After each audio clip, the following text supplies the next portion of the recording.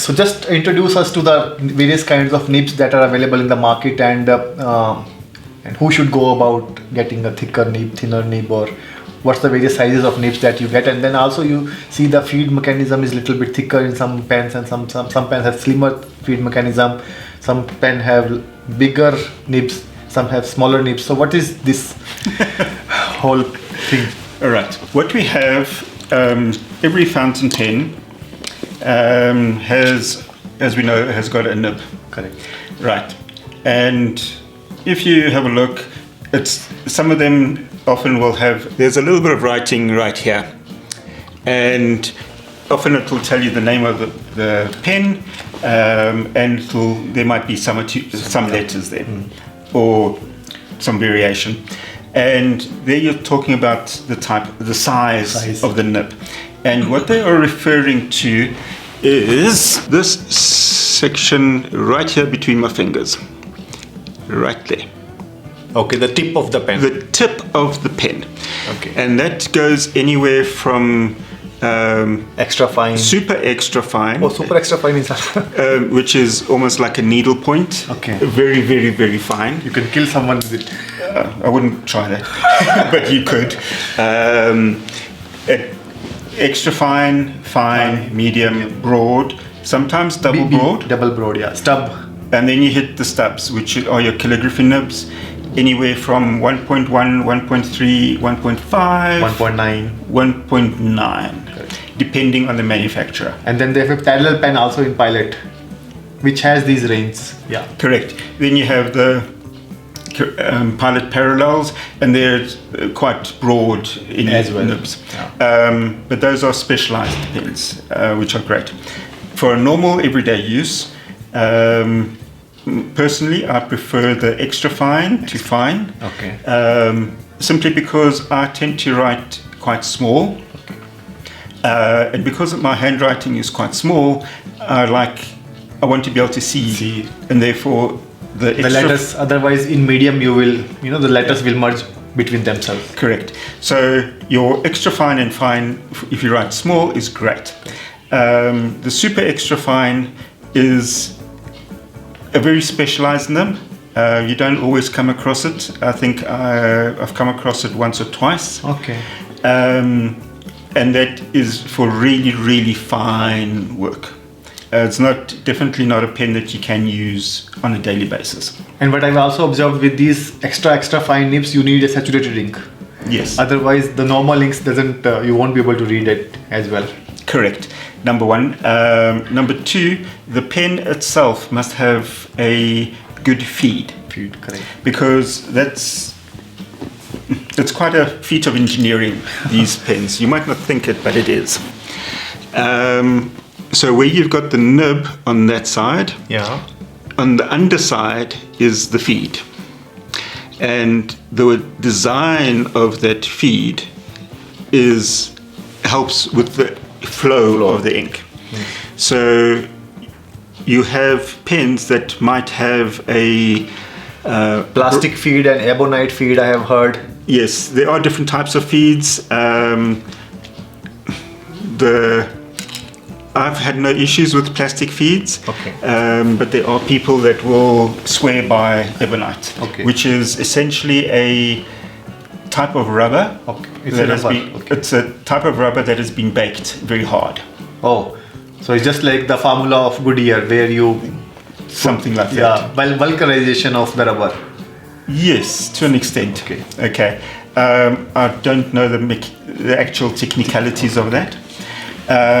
But so that feed what that feed does. So the feed mechanism. I understand that the nib is unique to all the brands. Each brand have their own unique nibs. Does the feed also comes from every brand has their own design of the feed? Ladies and gents, do not do this every day at home. You do not want to be doing this. This is Pilot Explorer. Pilot Explorer. Yeah. But the feed section, what I'm going to show you now, is very much across the board for in the Pilot Metropolitan, the Explorer, the Pereira. And Plumix and those cheaper ones. Yeah, the Plumix and now this is what it looks like. Oh.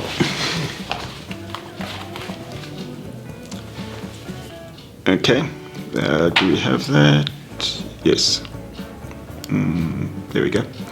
Now this feed section has the nib, which we talked about, turn point, but it also has the feed, and the feed. If you can see, I'm trying to get it to focus. Down the center of this feed is a little channel. Okay. And that is the part that will suck the ink. That together, funny enough, interestingly enough, together with these ribs. The wings or ribs, it's called ribs, huh? The little ribs that you have here. I don't know if that's the technical term, but that's what I call them. Mm-hmm. That's what helps channel the ink into through the nib. Through the pipeline. It's kind of it's a like pipeline. Like a pipeline. There we go. So, I think the wings or the ribs is going to give it a kind of oxygen flow or something of that sort, maybe. Possibly. I'm not an engineer. And it will also contain the vacuum that has in the fountain pen, because fountain pen is what ink is sucked inside with the help of kind of a vacuum. Yes. And because it's controlling when you are writing only the ink is going to flow onto the paper.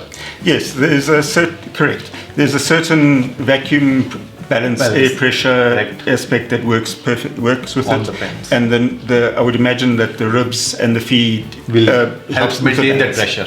Helps maintain the pressure. Okay. And that is probably why when I'm sure all those of us that have travelled and by airplane, and you get a bottle, it fills up nicely and tight at the coast, and then you fly home, and then it bursts.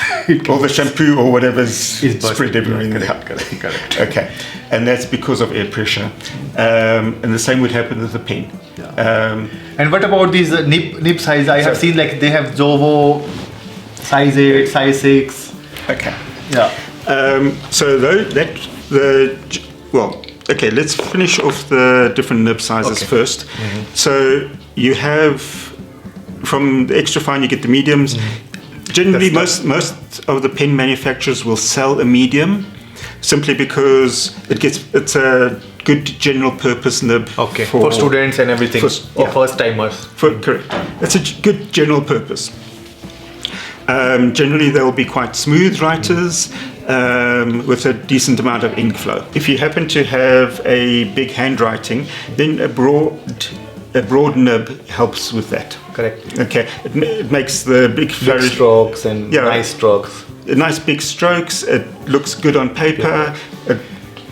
It's wonderful if you're signing contracts with. Yeah. Or that's what the freedom of declaration and all those stuff are signed using those. Yes. Okay. If you go into the calligraphy nibs, the stubs, the 1.1, etc., then you are doing purposeful writing with that kind of nib. And that also provides a nice look to the paper, to the writing, because of how you hold the nib and how you hold the pen, should I say. You will have one stroke that is thin, another stroke that is thick. Okay. To flop that around, you have what's called an architect grind, where your nib actually does the reverse. So where a calligraphy nib will have a vertical line that is flat, a horizontal line that is flat, and a vertical line that is thick. The architect grind will have the horizontal line thick and the vertical line thin. Okay. So it makes it a little bit more interesting. If nothing else. And then we have seen those pens which are flex. Yes. Or what are those pens, the flex pens? Okay. These days you don't get a lot of flex. They call them flex nibs, but they're more technically soft. Okay. The nib is soft. Yes. So typically that would be on a more of a gold nib as opposed to anything else. Yeah. And the idea is that if you can, I don't know how well we can see, But if I flex here, there would be the tines, It will separate out. the two Okay. different sides of the nib will separate spread out. apart. Okay, so that's the purpose of flex nib. Yeah. So the flex nibs are just add a nice little flourish to to your writing. It makes it look a little bit more Flowery, interesting. Yeah. Okay. But again, you have to be a little bit more purposeful. Correct. You can't just scribble. Yeah. You have to. It's like specific to like a wedding invitation or something of that sort. Yes. Handmade. Something a little bit more special. Special. Yes. Yes. It lends itself to it more than you could write with it any time, by all means, but it lends itself to that kind of thing. So they're more. Yes, some companies might call them flex. Okay. But the more accurate term is soft. So. Okay. Back turn of the last century, 1920s thereabouts, there were pure flex nibs where they were designed to flex, but obviously the manufacturing was a little bit different to now. So your soft nibs you have to be very nice, purposeful. You can't write fast. You have to write slowly so that you can get that nice flex element going. And the ink should also flow like it should be. Yes. It should look like. Correct. But that also comes down to the feed. Okay, making sure that there's enough ink Correct. to be able to do it properly. Yes. Otherwise, when you can end up with two lines, Straight line, thin lines. and that's called railroading. Oh, what is it called? Railroad. Railroad. Okay. So it will make like a railroad. Yeah. And between the steel nibs and the gold nibs, what's the difference? The writing feel. Okay. There's absolutely nothing wrong with steel nibs. You mentioned Yowo, Bock. Those are the manufacturers, original manufacturers. And they will have a Yowo nib will have write a certain way, and a Bock nib will write a certain way, but a slightly different way. Okay. Some people have preferences for one or the other. The nibs also will. You mentioned number 6 and number 8. Now that is actually the width of the nib itself. The circumference of the nib. So whereas the nib size refers to that little point there. Correct. Okay. The number 6 nib or 8 or whatever it is refers to the size, physical size on the side and vertically. So the actual physical size of the whole nib. Okay. Now, to answer your question regarding steel and gold, your gold nibs tend to write smoother. Okay. So you can have a gold nib in extra fine, if you're lucky enough to find, that will write beautifully smooth. Oh, so it's not available? No, it's not always available, and not for all pens. Okay. Okay. Lamy in that respect are, because of their design of their pen, you can actually have a normal Lamy Safari with a gold nib, but you have to buy the gold nib separate to swap out the nib. Okay. But Lamy, I think Lamy 2000 has a gold nib, right?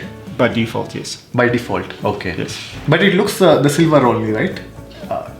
So what is the actual gold portion of it? It's actually the actual tip. What they call it, iridium tip. That will be made of gold in gold pens. Typically, yes. This pilot here is also a gold one. Yes, you're looking for on the pen, on the nib itself. You're looking for something that says 14K or 575. So the gold tip is the whole thing, but the whole nib won't be made of gold. No, not necessarily. A gold nib will tend to write a lot smoother and in an equivalent steel. That's not to say that the steel nib will not write smoothly. Okay. It's just a slightly different feel and a nicer writing experience. What do you prefer personally? I use both. Okay. Because I like using different pens. I'll use what they come with. Very seldomly will I choose a pen because of the nib. Okay, cool. Thank you very much for showing. And then You're welcome. And I hope you are using your own PaiZley Pen Rolls to keep all these pens secure and Every time, all the Safe. time.